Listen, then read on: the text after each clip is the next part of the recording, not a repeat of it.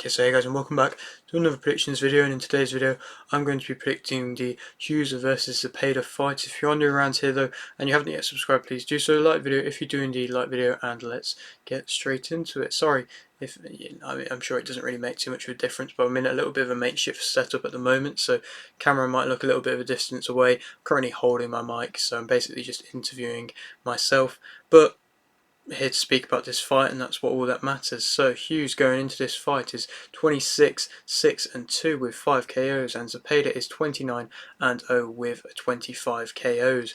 This fight is a 12-round fight in the lightweight division. Zepeda's last fight was a win via KO in round 6 versus Gester, and Hughes' last fight was a loss via majority decision versus Cambosos Jr. They are both southpaws. Zepeda is 27 and Hughes is 34.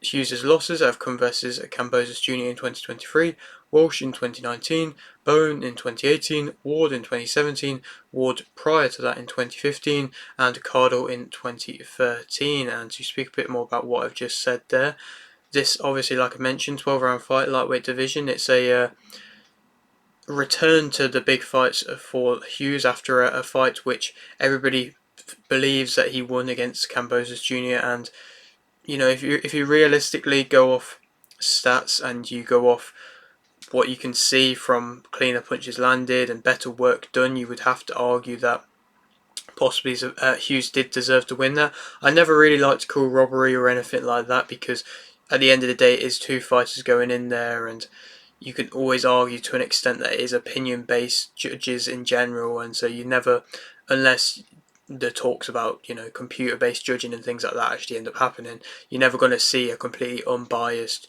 judge or anything like that. So, or there's just opinions at the end of the day, and opinions are always going to play a factor, and they did do in this fight. And obviously Hughes, he's now got this still big fight against Zepeda, so it's deserved, and you can see that the people of Golden Boy have seen that he deserved to win the Cambosos Jr. fight, otherwise they probably wouldn't have given him this opportunity versus Zepeda. But Zepeda, obviously, he's the home fighter, he's the one who's expected to win, he's the one who is progressing very well and has been getting a lot of impressive stoppages, and is coming up from another very impressive stoppage versus Gester, who was I believe a southpaw as well, and was seen to be a challenge for Zepeda as a little bit more of a step up, but he didn't end up being a massive challenge at the end of the day. And I think possibly, in my opinion, this could be one of the biggest steps up in what Zepeda has had in his career. Obviously, on record wise, you'd have to argue maybe not, but if you look at Hughes in recent years, I mean, he's obviously coming off the fight in which he probably did deserve to win, and then prior to that he had, I believe, a 7-8 fight win streak, and he was looking very impressive in that. And obviously he has suffered defeats, and he's come back from defeats in the past, but he's now been on the better side of his career now, and even at the older age that he is, he's in his prime years arguably, and I suppose this fight's going to decide whether or not we're going to see him in his prime years. But yeah, no, it's going to be an entertaining one. It's going to be one where Hughes is yet again going to be coming in with an underdog mentality of what he's used to, and he's going to be knowing that the judges probably aren't going to be with him, but he's going to have to really go out there and deservedly win for him to be able to get to decision, which is a little bit harsh and obviously shouldn't really be the case, but obviously it's the world we live in with boxing. And yeah, but to speak a bit more about what them both as fighters. Hughes as a fighter, he's got very good hand speed, he counters very well, he's got good timing, he can fight at a mid-range or a close range, he's got very good fundamentals, he capitalises on you making mistakes, especially when you lunge in or overcommit. He's used to being an underdog, like I mentioned. He's got good body work, he ties up well, he's been at the top level in recent fights, he moves well, he's composed well, and overall his hand speed and his counters are most probably the thing that arguably won him the fight versus Cambosos Jr.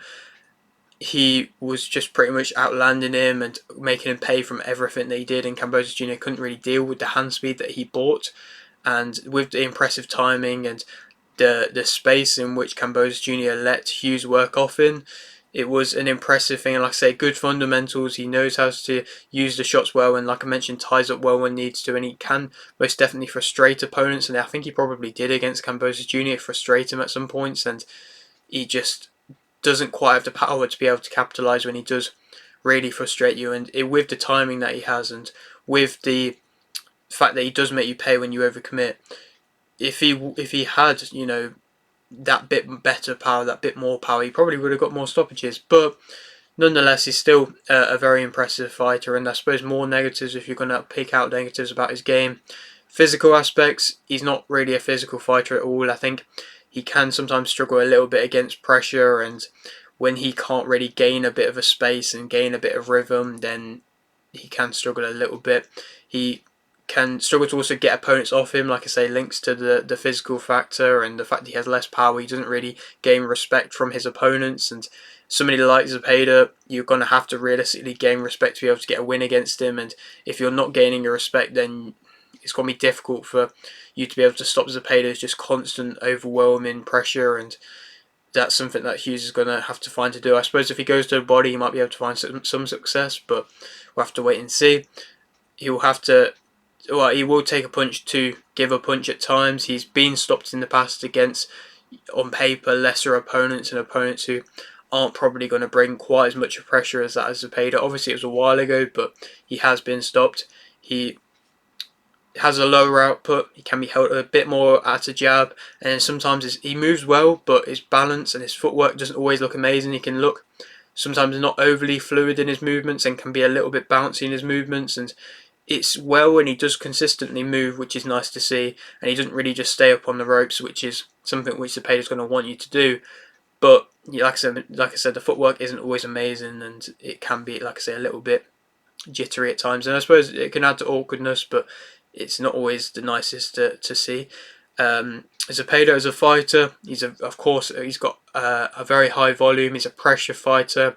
He outworks, overwhelms opponents. He's very exciting to watch. He's got that, you know, traditional Mexican type style, and he's just been able to master it at a top level, and it's very impressive.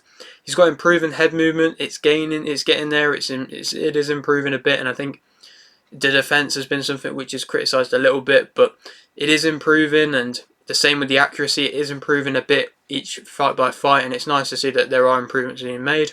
Changes levels very well, goes to the body very nicely. He's got a very good chin. He can take a shot, and at times he will take shots because of his style being quite an in-close style, and he does a lot of his best work in close.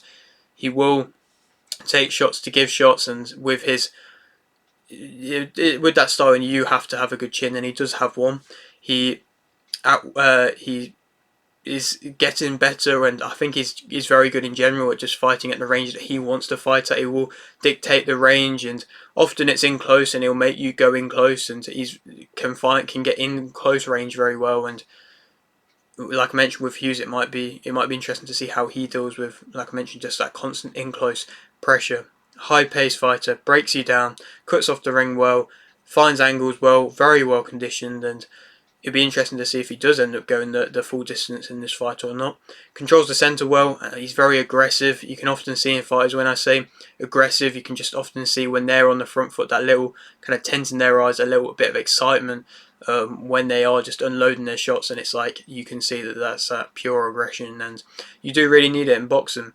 Negatives about him: accuracy at times can be a little bit of a problem, and like I mentioned, it's improving, but still sometimes a little bit of a problem. He can't really afford to get frustrated in this fight, because that's going to play right into Hughes' hands, and if he does, then it could be one of the ways to his downfall in this fight, and that's exactly what Hughes is going to want. He's going to be there to be hit at times, but you know, when you're against the constant pressure, it is difficult to counter you. But Hughes might be able to do it, like I say, with that quick hand speed that he also possesses. Arguably a little bit quicker hand speed.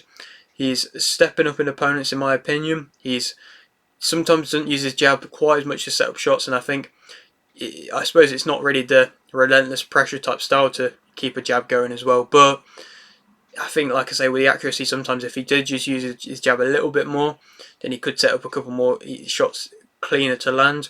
He can walk onto shots when he's just coming with that constant kind of stalking type pressure. And at a mid-range, I think sometimes the accuracy can go, and that's when he can struggle to find his range a little bit when he's in close. I mean, at mid-range, but when he's in close, he finds he's very good at getting in close, but it's just when he's at mid-range, I don't feel like he's always been able to find that mid-range quite as well, if that makes sense. Zepeda is the favourite for this fight, and I think that Zepeda will win via TKO in round 6. I think it's going to be an impressive display from him. I think he's going to be able to outwork him, put Hughes on the back foot, and if he can get him in the corner, then I think he could just end up piling on the shots and it being too much for Hughes. And I believe it seems like most people are going with a Zepeda stoppage for this one. Like I said, I'm not really surprised, if I'm completely honest. It would be a huge win for Hughes if he manages to cause some sort of an upset here, and I'm hoping the best of luck that he does. But like I mentioned, I just don't know. I just don't know if I can see it, and you know, obviously we're going to find out. Like I say, my prediction's not quite there. But who we could go on to fight next? Stevenson, Kambosos Jr., Lomachenko, Berinchik. In my opinion, just Hughes fights has to be made next. I mean, the Martin fight as well could be an option. Davis could be an option. Like I mentioned, Hughes fights have to be next. I feel like there's no point him going down a level from this opponent. And it's a good opponent, this, in Hughes. But, like I say, I feel like it has to be the next step up from this. And hopefully it will be. But yeah, that is it for today's video. Hope you did enjoy it. Like the video if you did indeed like the video. Subscribe if you're new. And thanks for watching.